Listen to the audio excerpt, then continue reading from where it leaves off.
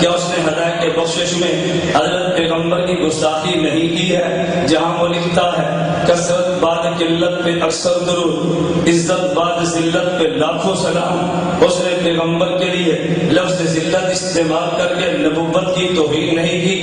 اعلیٰ حضرت امام احمد رضا بریلوی، ان کا مشہور کلام جو آج ہم نے شعیب بھائی سے پڑھوایا بھی ہے، جس کی وجہ سے میرے اوپر رکت طاری ہوئی، مصطفیٰ جان رحمت پہ لاکھوں سلام، 165 اشعار ہے، محبت رسول کا اردو شاعری کا شاہکار ہے یہ نعتیہ کلام۔ لیکن انہی اشعار میں سے ایک شعر ایسا ہے اعلیٰ حضرت نے نبی علیہ السلام کے لیے استعمال کیا، اب وہ ہے کثرت بعد قلت پہ اکثر درود، عزت بعد ذلت پہ لاکھوں سلام۔ وَلِعَوْذُ بِاللَّهِ۔ السلام علیکم ورحمۃ اللہ وبرکاتہ۔ بسم اللہ الرحمن الرحیم۔ غیر مقلدین کا یہ اعتراض ہے، ان کا یہ فتویٰ ہے کہ اعلیٰ حضرت رحمۃ اللہ علیہ نے اپنے ایک شعر میں نبی پاک صلی اللہ تعالیٰ علیہ وسلم کی گستاخی کی ہے۔ اعلیٰ حضرت کا مشہور زمانہ کلام مصطفیٰ جان رحمت پہ لاکھوں سلام، شمع بزم ہدایت پہ لاکھوں سلام، غیر مقلدین کا کہنا ہے کہ اس میں اعلیٰ حضرت نے ایک شعر کہا ہے، اس شعر میں نبی پاک صلی اللہ تعالیٰ علیہ وسلم کی توہین کی ہے۔ وہ شعر یہ ہے کہ کہتے ہیں کہ کثرت بعد قلت پہ اکثر درود، عزت بعد ذلت پہ لاکھوں سلام۔ سمجھ رہے ہیں؟ غیر مقلدین کا کہنا ہے کہ اعلیٰ حضرت نے اس شعر میں نبی پاک صلی اللہ تعالیٰ علیہ وسلم کی گستاخی کی ہے۔ پہلے آپ کچھ ویڈیو دیکھ لیجئے، اس کے بعد میں وضاحت کرتا ہوں کہ اس شعر کا مطلب کیا ہے اور کیا ان کا اعتراض صحیح ہے یا نہیں۔ ٹھیک ہے، پہلے آپ ایک ویڈیو دیکھ لیجئے، اس کے بعد میں کلام کرتا ہوں۔ کیا اس نے ہدایت کے بخشش میں حضرت پیغمبر کی گستاخی نہیں کی ہے؟ جہاں وہ لکھتا ہے کثرت بعد قلت پہ اکثر درود، عزت بعد ذلت پہ لاکھوں سلام۔ اس نے پیغمبر کے لیے لفظ ذلت استعمال کر کے نبوت کی توہین نہیں کی۔ جی آپ نے سنا، ان کا اعتراض ہے کہ اس شعر میں رسول اللہ صلی اللہ علیہ وسلم کی توہین ہے، اعلیٰ حضرت نے توہین کی ہے۔ اب میں آپ کو بتانا چاہتا ہوں کہ اس شعر کو ہمارے ہاں دو طرح سے پڑھا جاتا ہے، دو طرح سے سمجھا جاتا ہے۔ وہ کیسے؟ ایک سمجھا جاتا ہے، اس شعر کو اس طریقے سے پڑھا جاتا ہے کہ کثرت بعد قلت پہ اکثر درود، عزت بعد ذلت پہ لاکھوں سلام۔ سمجھ رہے ہیں؟ اور ایک طرح سے ایسے پڑھا جاتا ہے کہ کثرت بعد قلت پہ اکثر درود، عزت بعد ذلت پہ لاکھوں سلام، عزت بعد ذلت پہ لاکھوں سلام، بے عین دال، بعد ذلت پہ لاکھوں سلام۔ اب جو بعد ذلت ہے، بعد کے معنی کیا ہے؟ دیکھیں بعد جو ہے وہ بعید سے بنا ہے، بعید کے معنی ہوتا ہے بہت دور۔ سمجھ رہے ہیں؟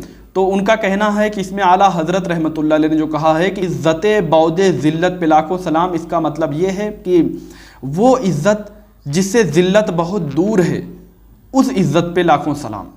سمجھ رہے ہیں؟ میں آپ کو بتانا چاہتا ہوں کہ اس کو پڑھنے والے جو ہیں، ایسے جو پڑھتے ہیں اور اس کو ایسے جو سمجھتے ہیں، ان کی تعداد بہت کم ہے۔ زیادہ اکثریت ہمارے یہاں اسی کو یعنی فالو کرتی ہے اور اسی کو پڑھتی ہے کہ عزت بعد ذلت پہ لاکھوں سلام۔ سمجھ رہے ہیں؟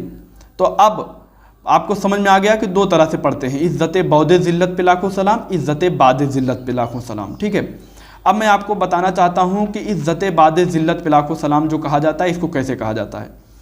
انشاءاللہ آپ کو قرآن و حدیث سے میں ابھی آپ کو دلیلیں دینے والا ہوں۔ اس سے پہلے میں آپ کو پہلے شعر سمجھانا چاہتا ہوں، اس کے بعد پھر دلیل دوں گا۔ اعلیٰ حضرت رحمۃ اللہ علیہ نے فرمایا ہے کہ کثرت بعد قلت پہ اکثر درود۔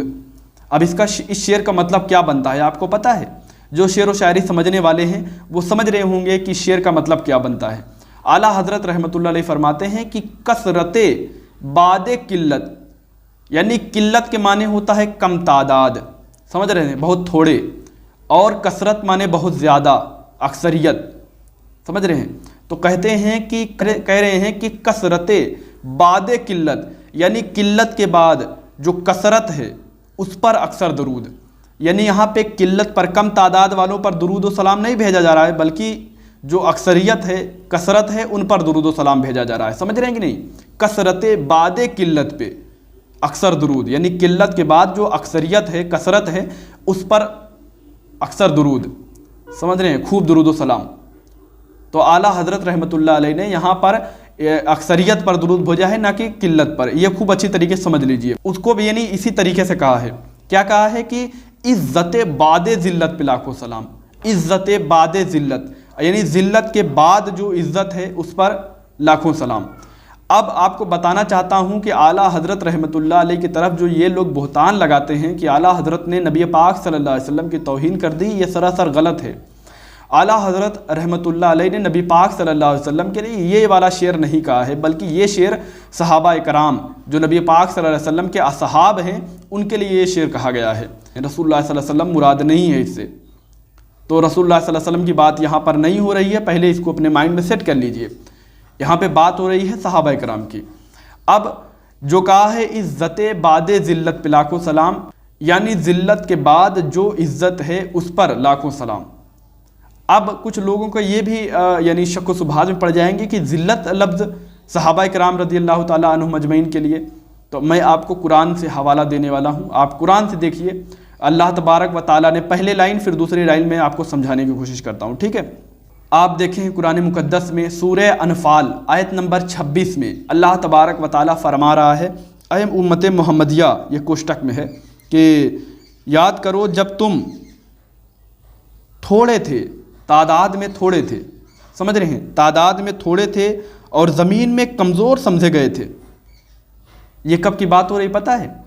یہ بات ہو رہی ہے جب رسول اللہ صلی اللہ علیہ وسلم نے اعلان نبوت کیا مکہ میں، جب آپ صلی اللہ علیہ وسلم نے اعلان نبوت کیا، صحابہ کرام نے ایمان لائے تو بہت کم تعداد میں تھے، اس لیے چھپ چھپ کی عبادتیں کرتے تھے اور ان کو ڈر بھی خطرہ بھی لگا رہتا تھا کہ کہیں ہم پہ مشرکین حملہ نہ کریں۔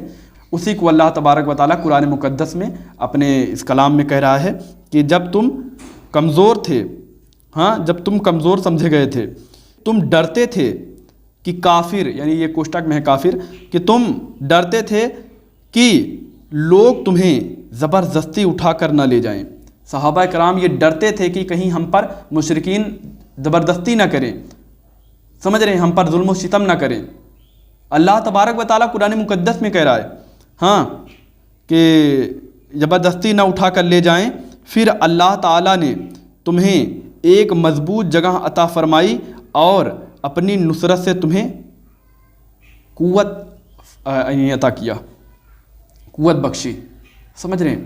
تو اب یہاں سے اللہ تبارک و تعالیٰ کے کلام سے سمجھ میں آ رہا ہے کہ اللہ خود کہہ رہا ہے کہ تم تعداد میں جب کم تھے اور زمین میں کمزور سمجھے جاتے تھے اور تم ڈرتے تھے کہ کہیں تم پر یعنی جو مشرکین ہیں تمہارے ساتھ زبردستی نہ کرے، تمہیں زبردستی اٹھا کر نہ لے جائیں، تو پھر اللہ تبارک و تعالیٰ نے تمہیں ایک مضبوط جگہ عطا فرمائی، یعنی مدینہ المنورہ۔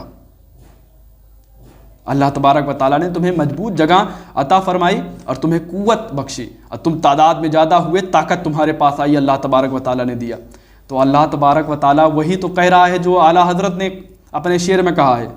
تاریخ کا بہت بڑا مورخ امام ابن اسحاق اپنی کتاب تاریخ ابن اسحاق میں فرماتے ہیں حضرت بلال رضی اللہ تعالیٰ عنہ کے بارے میں، نام ہے بلال بن رباح، یعنی رباح کے بیٹے حضرت بلال، حبشی اس لیے کہا جاتا ہے، ان کا جو شہر تھا اس شہر کا نام تھا حبش، اس لیے حبشی کہا جاتا ہے۔ اب حضرت بلال بن رباح رضی اللہ تعالیٰ عنہ کے بارے میں امام ابن اسحاق رضی اللہ تعالیٰ عنہ فرماتے ہیں کہ حضرت بلال جو تھے یہ امیہ بن خلف کے ایک بہت بڑا یعنی کافر تھا، بہت بڑا ظالم تھا، اس کے غلام تھے آپ، امیہ بن خلف کے غلام تھے حضرت بلال رضی اللہ تعالیٰ عنہ، اس کے غلام تھے۔ رسول اللہ صلی اللہ تعالیٰ علیہ وسلم نے جب اعلان نبوت کیا تو حضرت بلال رضی اللہ تعالیٰ عنہ ایمان لے آئے، اور امیہ بن خلف جو تھا وہ بتوں کا پجاری تھا، بتوں کا ماننے والا تھا، تو اس کو اس بات سے بہت تکلیف ہوا، اس لیے وہ اپنے غلام حضرت بلال رضی اللہ تعالیٰ عنہ کو اتنا تکلیف، اتنا ان کے اوپر ظلم و ستم کرتا تھا۔ امام ابن اسحاق نے لکھا ہے کہ وہ آپ کو لے جاتا تھا، آپ اسکرین پر دیکھ سکتے ہیں حوالہ، وہ آپ کو لے جاتا تھا، جلتی ہوئی ریت پر لٹا دیتا تھا اور جلتی ہوئی پتھر آپ کے سینے پر رکھ دیتا تھا، جس کی وجہ سے حضرت بلال رضی اللہ تعالیٰ عنہ چلاتے تھے، چیختے تھے۔ تو ایک دن اسی طریقے سے وہ روز کرتا تھا آپ کے ساتھ میں، اور کہتا تھا کہ تم بتوں کی عبادت کرو، بتوں کے آگے سجدہ کرو، اسلام کو چھوڑو، لیکن حضرت بلال رضی اللہ تعالیٰ عنہ احد احد کہتے تھے، یعنی اللہ ایک ہے، اللہ ایک ہے، یعنی رب جو ہے وہ ایک ہے، ہم بتوں کی یعنی عبادت نہیں کریں گے، بتوں کے سامنے نہیں جھکیں گے۔ اسی طریقے سے روز کا اس کا معمول تھا حضرت بلال رضی اللہ تعالیٰ عنہ پر ظلم و ستم کرتا تھا۔ تو حضرت ابو بکر صدیق رضی اللہ تعالیٰ عنہ ایک دن اس راستے سے گزر رہے تھے، دیکھا امیہ بن خلف حضرت بلال رضی اللہ تعالیٰ عنہ پر ظلم و ستم کر رہا ہے، تو حضرت ابو بکر صدیق رضی اللہ تعالیٰ عنہ سے دیکھا نہ گیا۔ حضرت ابو بکر صدیق رضی اللہ تعالیٰ عنہ امیہ بن خلف کے پاس پہنچے اور کہا کہ تم کیوں ان کو تکلیف دیتے ہو؟ انہوں نے کہا، امیہ بن خلف نے کہا کہ آپ جاؤ اپنا کام دیکھو۔ تو حضرت ابو بکر صدیق رضی اللہ تعالیٰ عنہ نے کہا کہ میں تمہارے اس غلام کو خریدنا چاہتا ہوں، بتاؤ کیا تم اس کو بیچو گے؟ تم کیا بدلو گے ہمارے ایک غلام سے جو حضرت بلال رضی اللہ تعالیٰ عنہ ہیں، ان سے زیادہ یعنی تندرست ہے اور ان سے زیادہ یعنی محنت والا ہے، تم اس غلام سے اس غلام کو بدلو گے؟ تو امیہ بن خلف نے اس غلام کے بدلے حضرت بلال کو بدل لیا۔ تو حضرت بلال رضی اللہ تعالیٰ عنہ حضرت ابو بکر صدیق رضی اللہ تعالیٰ عنہ کے انڈر میں آ گئے۔ پھر حضرت ابو بکر صدیق رضی اللہ تعالیٰ عنہ نے حضرت بلال رضی اللہ تعالیٰ عنہ کو آزاد کر دیا۔ اللہ تبارک و تعالیٰ نے انہیں عزت کی زندگی دی۔ اسی طریقے سے ایک صحابی رسول اور ہیں، اس کو دیکھنا چاہیں تو آپ اس کو بھی دیکھ سکتے ہیں، سیرت ابن اسحاق میں صفحہ نمبر 599 اور 600 پر یہ مشتمل ہے ان کے واقعات۔ تو ان کا نام ہے حضرت ابو جندل بن سہیل، یہ صحابی رسول ہیں۔ ان کا واقعہ بھی بہت غمگین ہے کہ انہوں نے ایمان لایا رسول اللہ صلی اللہ تعالیٰ علیہ وسلم پر، اور رسول اللہ صلی اللہ علیہ وسلم پر ایمان لائے مکہ میں تھے۔ ان کے باپ، ان کے جو والد تھے، ان کے والد جو تھے وہ مشرک تھے، یعنی ایمان نہیں لائے تھے، ان کا نام تھا سہیل۔ انہوں نے حضرت ابو جندل رضی اللہ تعالیٰ عنہ کو قید کر کے گھر میں رکھ لیا، اور ان پر بیڑیاں لگائے رکھتے تھے کہ کہیں یہ بھاگ کر یعنی نبی پاک صلی اللہ علیہ وسلم کے پاس نہ پہنچ جائیں، مدینے میں نہ پہنچ جائیں، کیونکہ رسول اللہ صلی اللہ علیہ وسلم ہجرت کر چکے تھے، تب یہ ایمان لائے تھے۔ جب رسول اللہ صلی اللہ تعالیٰ علیہ وسلم عمرہ کرنے کے لیے مکہ میں آئے، آپ نے عمرہ کیا، پھر ایک صلح ہوا، صلح حدیبیہ جس کو کہا جاتا ہے۔ صلح حدیبیہ کے موقع پر رسول اللہ صلی اللہ علیہ وسلم سے ایک معاہدہ مکہ والوں نے کیا، مشرکین نے کیا، وہ یہ کیا کہ جو بندہ مسلمان ہو کر آپ کے پاس جائے گا، یعنی مدینے میں جائے گا، مکہ سے مدینے میں جائے گا، تو آپ اسے ہمیں لوٹائیں گے، یعنی مکہ کی طرف ہماری طرف لوٹائیں گے۔ لیکن اگر کوئی مسلمان مرتد ہو، یعنی کافر ہو، مشرک ہو، بت پرستی کی طرف پھر آئے، تو پھر ہم اسے آپ کی طرف نہیں بھیجیں گے، ہم ایکسیپٹ کریں گے، اس کو اپنے یہاں رکھیں گے۔ دیکھیے ایک طرفہ یہ معاہدہ ہوا تھا۔ یعنی کیا معاہدہ کہ رسول اللہ صلی اللہ علیہ وسلم سے کہ اگر آپ کا کوئی مسلمان ہماری طرف آئے گا تو ہم اس کو آپ کی طرف نہیں دیں گے، لیکن ہمارا کوئی آپ کی طرف جائے گا تو آپ ہمیں لوٹائیں گے اس کو۔ لیکن رسول اللہ صلی اللہ علیہ وسلم نے اس کو خیر سمجھ کے آپ صلی اللہ علیہ وسلم نے پھر بھی معاہدہ کر لیا، بلکہ حضرت عمر رضی اللہ تعالیٰ عنہ رسول اللہ صلی اللہ علیہ وسلم سے کہتے رہے کہ یا رسول اللہ یہ تو ایک طرفہ معاہدہ ہے، لیکن رسول اللہ صلی اللہ علیہ وسلم بہتر سمجھنے والے تھے۔ آپ صلی اللہ علیہ وسلم نے کہا حضرت عمر سے کہ اس میں خیر ہے، حالانکہ رسول اللہ صلی اللہ علیہ وسلم نے معاہدہ کر لیا۔ جب معاہدہ ہو گیا تو حضرت ابو جندل جو تھے صحابی رسول، وہ دوڑتے ہوئے حضرت نبی پاک صلی اللہ علیہ وسلم کی طرف آئے، قید سے کسی طریقے سے چھڑا کر رسول اللہ صلی اللہ علیہ وسلم کی طرف آئے۔ بیڑیاں لگی تھیں ان کے یہ جسم پر۔ صحابہ دیکھ کر، ایک تو پہلے سے صحابہ کا خون خول اٹھا تھا کہ ایک طرفہ یہ معاہدہ مکہ والوں نے کروایا ہے رسول اللہ صلی اللہ علیہ وسلم سے، اور دوسرا دیکھا کہ حضرت ابو جندل کو اس طریقے سے تکلیف دے رہے ہیں، اس طریقے سے حضرت ابو جندل جو تھے، اس طریقے سے حضرت ابو جندل جو صحابی رسول ہیں، ان کو اس طریقے سے جکڑا ہوا ہے کہ ان کے جسم سے خون بہہ رہا ہے، سمجھ رہے ہیں، ان کے جسم سے خون بہہ رہا ہے۔ وہ آئے رسول اللہ صلی اللہ علیہ وسلم کی طرف، آپ صلی اللہ علیہ وسلم سے روتے ہوئے آپ صلی اللہ علیہ وسلم قدموں میں گر گئے، کہا یا رسول اللہ ہمیں بھی لے چلیں مدینے میں۔ تو میں رسول اللہ صلی اللہ علیہ وسلم فرمائے کہ رسول اللہ صلی اللہ علیہ وسلم نے فرمایا کہ معاہدہ ہو چکا ہے، ہم نہیں لے جا سکتے۔ پھر انہوں نے کہا یا رسول اللہ آپ ہمیں لے چلیں، ہم یہاں پہ نہیں رہنا چاہتے۔ تو رسول اللہ صلی اللہ علیہ وسلم صحابہ بھی روئے۔ پھر رسول اللہ صلی اللہ علیہ وسلم نے کہا ہم نہیں لے جا سکتے۔ وہ روتے رہے قدم پکڑ کے، کیونکہ معاہدہ ہو چکا تھا۔ رسول اللہ صلی اللہ علیہ وسلم اگر سکنی کرتے، ان کے معاہدوں کو اس وقت توڑتے تو مکہ والے اور ہمیشہ کے لوگ کہتے کہ رسول اللہ صلی اللہ علیہ وسلم نے معاہدہ کر کے توڑ دیا۔ بہرحال رسول اللہ صلی اللہ علیہ وسلم نے انہیں سمجھایا کہ آپ جاؤ اپنے وطن میں رہو، انشاءاللہ ہم تمہیں ساتھ لے چلیں گے۔ وہ روتے رہے. بہرحال جو ان کے والد تھے, اس کا باپ تھا, جو صحابی رسول کے باپ تھے سہیل, اس نے حضرت ابو جندل کو گھسیٹتے ہوئے پھر اپنے طرف لے چلے گئے. یہ کیا زندگی تھی صحابہ کی؟ ہاں, یہ صحابہ ذلت کی زندگی نہیں گزار رہے تھے, مجبور تھے چاروں طرف سے. سمجھ رہے ہیں؟ صحابہ مجبور تھے چاروں طرف سے. کیا کرتے؟ حضرت ابو جندل کے دل سے پوچھو اس وقت کیا گزر رہی ہوگی. تڑپ رہے تھے رسول اللہ صلی اللہ علیہ وسلم کے لیے. صحابہ تڑپ رہے تھے, حضرت ابو جندل ہمارے ساتھ چلیں. روتے ہوئے حضرت ابو جندل کو گھسیٹتے ہوئے وہ لوگ لے گئے. یہ کیا زندگی تھی؟ یہ ذلت کی زندگی نہیں تھی. سمجھ رہے ہیں؟ اس طریقے سے صحابہ نے زندگی گزارے ہیں. اور اسی طریقے سے ایک اور صحابی ہیں حضرت مصعب بن عمیر. یہ جب ان کا بچپنا تھا, یہ ایک ایسے گھر کے یعنی بیٹے تھے جو بڑی شان و شوکت رکھتے تھے.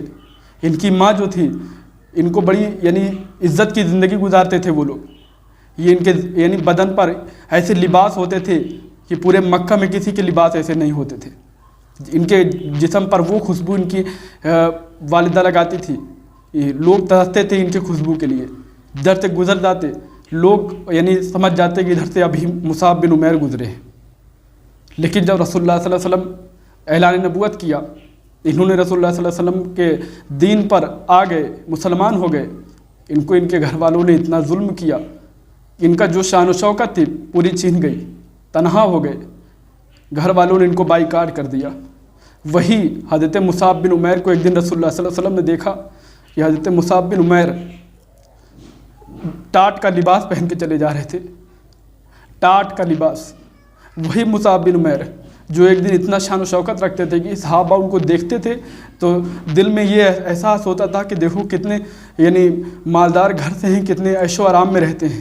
وہی مصعب بن عمیر ایک دن ٹاٹ کے لباس پہنے ہوئے چلے جا رہے تھے. رسول اللہ صلی اللہ علیہ وسلم دیکھ کے رونے لگے کہ میرے صحابی پر اتنا ظلم. یہ ذلت کی زندگی نہیں تھی صحابہ کی. کون کہتا یہ ذلت کی زندگی نہیں تھی؟ یہ ذلت کی زندگی تھی.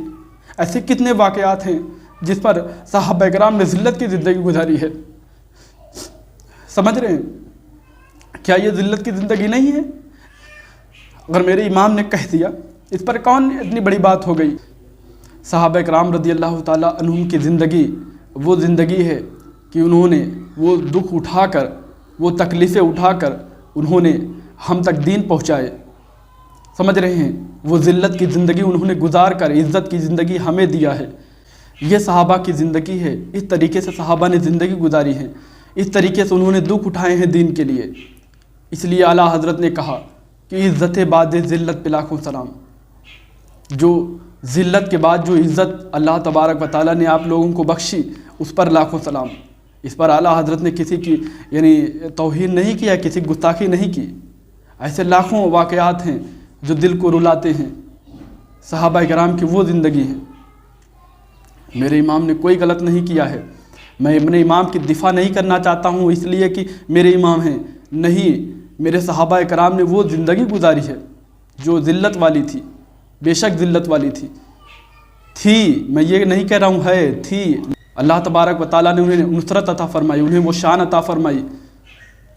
سمجھ رہے ہیں؟ جن کو شعر نہ سمجھ میں آئے وہ دوسروں سے سمجھیں اس طریقے سے, اور اس طریقے سے فتویٰ نہ لگائیں. مجھ سے بولنے میں کسی قسم میں غلطی ہوئی ہو تو مجھے معاف کریں.